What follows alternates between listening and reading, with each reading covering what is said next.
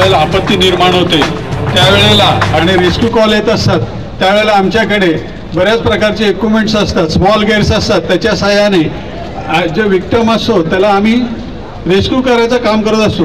पहिलं आमचं काम असतं सर्च करायचं, त्याच्यानंतर त्याची सुटका करायची आहे. अशा प्रकारे आमचं काम चालतं आणि त्यासाठी आम्ही आमच्या अग्निशमन विभागाचे इक्विपमेंट्स आणून ठेवलेले आहेत. त्याच्यामध्ये victim location camera, thermal camera, त्याच्यानंतर cutter, hydraulic cutter, spider cutter अशा प्रकारचे साधन सामग्री अग्निशमन विभागाकडे आहेत. त्याचं आम्ही तिथे प्रदर्शन मांडलेलं आहे. तर आम्ही त्याचं थोडंफार डेमोशन तुम्हाला दाखवू शकतो. करू अतिशय धैर्याने सीमेवर लढतायत. शासकीय अधिकारी आणि इतर विभागातील सर्व कर्मचारी त्यांचे कर्तव्य बजावत आहेत.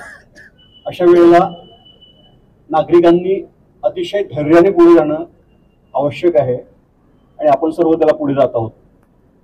पोलीस विभागाच्या वतीनं मी आपल्या सर्वांना एकच विनंती करेन की या प्रसंगी लष्कर जे कर्तव्य करतायत आणि त्यांच्या मदतीला बाकी इतर शासकीय यंत्रणा ज्या आपलं कर्तव्य बजावत आहेत त्याला आपला हातभार सामान्य जनतेने लावावा. या लष्करावर, देशावर आणि सगळ्या प्रशासनावर विश्वास ठेवावा. कुठल्याही अफवांना बळी पडू नये. विशेष करून आजकाल युद्ध फक्त सीमेवर लढलं जात नाही, ते माध्यमांवर मध्ये पण लढलं जातं. चुकीचे समज, चुकीचे मेसेजेस जे येतात ते कुठली खात्री न करता इतरांना पाठवू नये. त्यातनं कुठलंही आपलं समाजाचं सौहार्द बिघडणार नाही याची काळजी घ्यायची आणि आपल्या देशाचा, आपल्या नागरिकांचा, आपल्या जवानांचा उत्साह वाढेल या पद्धतीने आपलं वर्तन ठेवावं. यात आपला विजय नक्कीच होईल. जय हिंद. जय. जळगावचा हल्ला झालेला त्याच्याबद्दल जे भारताच्या सैनिकांनी त्याचं प्रत्युत्तर म्हणून जो आजपासून आता 2 दिवस झाले ते 3रा दिवस आहे, त्याचं प्रत्युत्तर द्यायला एकदम जोरदार द्यायला तयार केलं आणि ते सगळ्यांच्या मनात आहे का हे देणं गरजेचंच होतं. कारण का आपण 50-70 वर्षापासून हेच सहन करतोय का रोज येतो, कोण ना कोण मारून जातो आणि आपण गप्प बसतो, आपल्या घरात बसून आपण फक्त चर्चा करतो.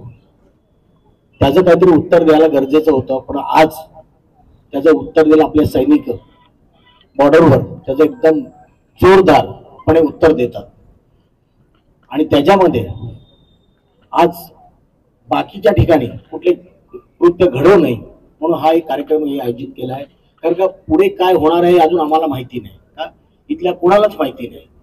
पण आपण वेळोवेळी आपण फक्त घरी बसून त्याची चर्चा करतो, एक सहानुभूती देतो का नाही असं व्हायला नव्हतं पाहिजे.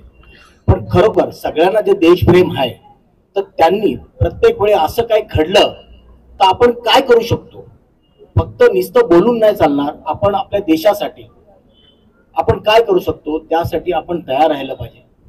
आपल्या काहीतरी एकदम आपल्यामध्ये काय गुण असतील, डॉक्टर असतील, वेगवेगळे असतील, तर त्यांनी आपल्या कलेक्टर साहेबांकडे का DCP साहेबांकडे का प्रांतांत साहेबांकडे यांच्याकडे आपली नोंदणी करून घ्या. कारण का त्याच्यामुळे कधी गरज लागली, कारण का आपल्याला सगळ्यांची गरज आहे. कारण का सरांनी सांगितलं आता देश तिकडे मजबूतीने लढतोय आणि आपल्याला विश्वास आहे की आपल्यापुढे कोण टिकू शकणार नाही. फक्त आपण एक आपली प्रामाणिकता म्हणून आपण एवढ्या वर्ष कधी त्याचं उत्तर नाही दिलं. पण आज त्यांनी जे कृत्य केलंय त्याच्यामुळे सगळा पूर्ण देश चिडलेला आहे आणि त्याचं उत्तर देणं गरजेचंच होतं म्हणून आज उत्तर द्यायचं. पण आतली परिस्थिती खराब नाही व्हायला पाहिजे त्यासाठी आपण सगळ्यांनी म्हणजे आपण बोलतो, आपण वारंवार काय ना काय चालूच असते देशात, सगळीकडे कुठे ना कुठे काय ना काय छोट्या छोट्या गोष्टी होत असते. पण ह्या काळात अशी कुठलीच गोष्ट व्हायला नाही पाहिजे तर त्याच्यामुळे आपल्या देशामध्ये आपलीच भांडणं होत राहते. म्हणून आपण छोट्या छोट्या गोष्टी कोणी पोस्ट करते, कोणी सोशल मीडियाला काय टाकते, तर हे आता सरांनी सांगितलं त्याच्यामुळे काहीच घडलं नाही पाहिजे. कारण आज आपल्याला एक आहे का आपण हिंदू, मुस्लिम, शीख, सिखाई आपण सगळे एकत्र आहे हे आपल्याला दाखवण्याचं हे आज वेळ आहे आणि आपण प्रत्येक वेळा दाखवतो आणि असं काहीच नाही. फक्त आपण एक छोट्या काय एका कारणामुळे दुसऱ्याला दोष देतो. पण आपली सगळी एकता आज आपण बघतो, सगळीकडे एकता आहे, सगळे खुश आहेत. कारण का आज आपण रात्रभर न्यूज बघत असतो, आपला सैनिक काय करतो, आपल्या सैनिकाला काय त्रास झाला हे आपलं सगळे एक चिंता पडलेली असते. तर ती चिंता तिकडे ते बॉर्डरवर करतील आणि बॉर्डरवर विजय होतील हा मला आपल्या सगळ्यांना एक विश्वास आहे. पण बॉर्डरच्या आतमध्ये काहीच घडलं तर आता आपल्या सगळ्या शासकीय अधिकाऱ्यांनी आपल्याला सांगितलंय कसं राहायचंय कसं करायचंय, पण त्यांना त्याच्याकडे लक्ष देऊन द्या. कुठे दुसरं काय झालं का तिकडे आपण गोंगाट करून गर्दी करून आता कुठलाय मोर्चा काय हे काढत बसायचं नाही. ते आहे आपल्याला वेळ आपले 50 वर्ष 100 वर्ष राहतील, पण आज आपल्याला कुठलं काम आहे याच्याकडे लक्ष द्यावं.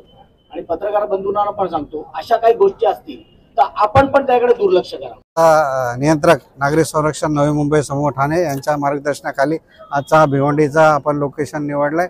स्थानिकचे प्रांताधिकारी तहसीलदार यांनी सहभाग घेतला. त्यांच्या इच्छेनुसार आपण हा कार्यक्रम इथं निश्चित केलेला. यामध्ये बऱ्याच संघटनेने सहभाग घेतलेला आहे. आपण तो प्रत्यक्ष बघितला. याचा उद्देश मुख्य हाच आहे की लोकांमध्ये घबराट पसरू नये, रुमर होऊ नये, अफवांवर विश्वास ठेवू नये आणि अफवा पसरवू नये, हा उद्देश आहे. अचानक इन्सिडेंट झाला, घटना झाली, बॉम्ब हल्ला झाला तर त्यात काय करावं काय नाही करावं हे महत्त्वाचं आहे. आणि हे प्रशिक्षण सिव्हिल डिफेन्स मार्फत देण्यात येते. तर त्याचा निश्चितच सर्व लोकांनी त्याचा लाभ घ्यावा किंवा प्रशिक्षण घेऊन स्वतःची सुटका संरक्षण करावं व स्वतः सुरक्षित झाला तर इतरांना तो सुरक्षित करेल, हा महत्त्वाचा उद्देश आहे.